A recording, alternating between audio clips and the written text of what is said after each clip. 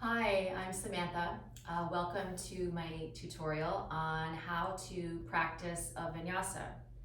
So in this video, the vinyasa name will stand for the poses of down dog to plank to chaturanga to up dog back to down dog. So the word vinyasa loosely means, moving on the breath. So really anything we do when we're moving on breath, even something like arms up, inhale, and arms down, exhale, is a vinyasa. But this tutorial will be really showing us how to perform that kind of flowy part of a powerful flow style class, like a power yoga maybe. And it'll be that part of the class where we're really maybe taking those Surya Namaskar A's, those Sun A's. And a lot of times we move on the breath in this little piece of these chaturanga, up dog, down dog. And we don't really have time to really receive or really get instruction on how to do these poses properly. And, they can be, not safe to really practice repeatedly with bad form, right? So if you have 2 yoga blocks, grab those, have those toward the top of your mat, and let's get started. So I'll start by showing the poses we're discussed today, and then we'll take each one and break them down. All right, so let's get into downward facing dog. And we have our fingers spread wide. Our hips are in the air. Let the knees bend a little so your back is nice and neutral. And let's just take a breath or two here in down dog. So knees are bent, heels are probably off the floor. Create a little energy, feeling the heels, effort towards the ground, letting the knees stay bent. And then here we go. So here's where I'll show the flow, right? So we'll inhale, forward, we have plank. Exhale, I push forward, bend elbows, that's chaturanga. Flip to the shoelace side of the feet, back bending, inhale here, up dog, and down dog. All right, so what's really neat about this to me is, once we kind of get good spacing using our own body for the measurement, these poses fit together really naturally. So you can see that here as I'm in down dog, and let's start with the first pose, which is plank. Right, so there's no need to shuffle the hands or the legs back. And I'll just go back to down dog, right, knees bend a little. And you can notice how nicely these 2 poses fit together. And we'll come back out to plank. So common misalignments I see in plank are, I'll drop my hips, right, I'm like sagging in the midsection. Plank, maybe I'm a little too far back, right? I got kind of a broken pose here as opposed to a long straight line. And the reason for that can be, it's a hard pose to hold. So I'm going to show a nice modification right now, which can be the knees down. So you'll notice the knees down, I still have a long spine from top of head down to my knees. So there's not like a feeling of my rear end poking up, and there's not also opposite, not a feeling of my hips kind of dropping down and just kind of hanging in the back, right? There's still this nice kind of corset wrappy feeling in the belly, and there's that light drawing in. So this can be a nice modification if the complete kind of more traditional plank is not available. Knees down. And I'm actually feeling some work here in my core, holding it like this with the knees on the floor. But let's get back to the first version here. All right, so chaturanga. We want to practice going forward. My toes are pushing me forward as I also bend my elbows. And I stop when my shoulders are either in line with my elbows or even higher than my elbows. I'll show a common misalignment right now. So I'm in plank pose. I'll work this one with the knees up. And instead of going forward with my feet pushing, I see a lot of lowering down. And I see a lot of like hip dropping and body to the floor. In chaturanga, the idea is you never come to the floor with your torso, right? You stay hovering. And I like to think of the lowering part here as like gliding forward in a nice, big airplane lowering, right? Slowly with a nice smooth landing, right? So we push forward as we lower. It's like that plane coming down to the runway. And then we stop in this pose, right? And we don't kind of go to the ground.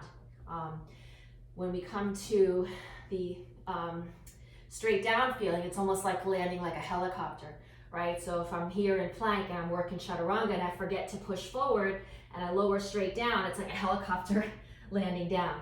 And you'll notice when I do that, there's no way my arms can make a 90-degree angle, right? It's just not possible.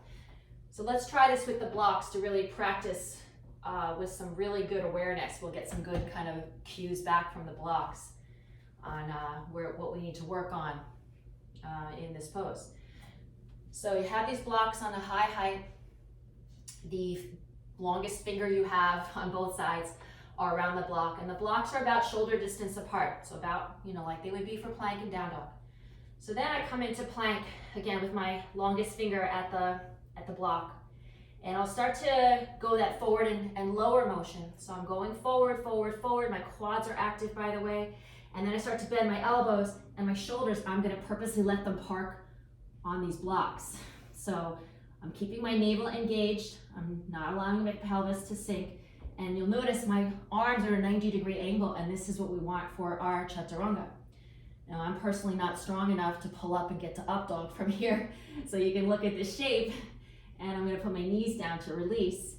And that's the goal for chaturanga over time.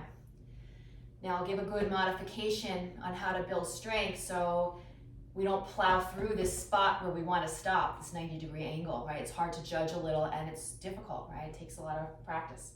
So here's what we do to build strength. Come back to the longest finger at the block, and you're in your plank pose. And as the legs are strong, you're pushing yourself forward, you bend your elbows. Now maybe this is what we can do today with good form. My elbows aren't bent that much. And from there, we'll get to up dog instruction in a moment, but from there you can pull the up dog. All right, so I'll show that again.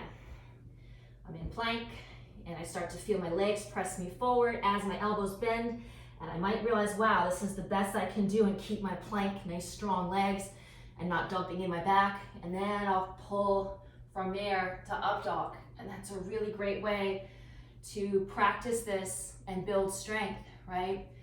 Because just kind of letting our body collapse to the floor, we're really not going to get anywhere over time with that. Okay, so blocks to the side. You can practice that chaturanga with the blocks as often as you'd like. And let's talk about our upward dog. So let's do it. So we're in plank. We'll briefly take our little chaturanga. Now from there, flip to the shoelace side of your feet. And right now, what I see a lot of sometimes is the legs start to go, and you might even see my hips kind of start sagging, my heels are hanging out. And instead, keep the legs fired up. Hug the inner ankles in, inner thighs feel active. And I'm pushing my hands down. And if I can emphasize my back bend, I'm pulling the chest through. Now, a common misalignment I see here is, instead of the chest area really getting most of the back bend, I see a lot of throwing heads back, right? And you can tell by my voice, right, that I'm cutting off my energy. I'm cutting off the length. And we want to actually lengthen through the whole spine, including the neck. And it's almost as if we had a large, grapefruit that we could hug the back of the head to the shoulders, right? So the neck stays long as it arcs back. That's kind of the lengthening piece we want to maintain. So let's try this again. We have our plank. Our strong legs push us forward. We just bend our elbows to a point where our low back doesn't shift. We flip to the shoelace side of the feet. We hug our ankles in. Our kneecaps feel lifted as well. And then we pull our chest through, and our neck feels long as maybe we start to look up a little. Now you can add feeling of the hands kind of pulling towards your hips, so that might make you feel a little deeper in the pose. And then finally, once we're done with that, we'll come to down dog. Now before I shift, notice my arms are perpendicular to the floor. Sometimes when we kind of get misaligned with how we're lowering in chaturanga, if we go to the floor, we kind of collapse. It ends up that our arms are here, and this feels like it's a lot of pressure on the back, right? So you want to make sure your arms are like cat-cow arms or like the plank arms. So here we go, up dog, we're here, and now we curl toes in, and we pull up to down dog. And we breathe and hold. So that is some detailed instruction on how to, more accurately really work on our vinyasa piece in a flow class. And I have many more videos, so you can find them on my on-demand section of my website called yogafoodandmood.com. And I hope you come back soon. Thank you so much. Namaste.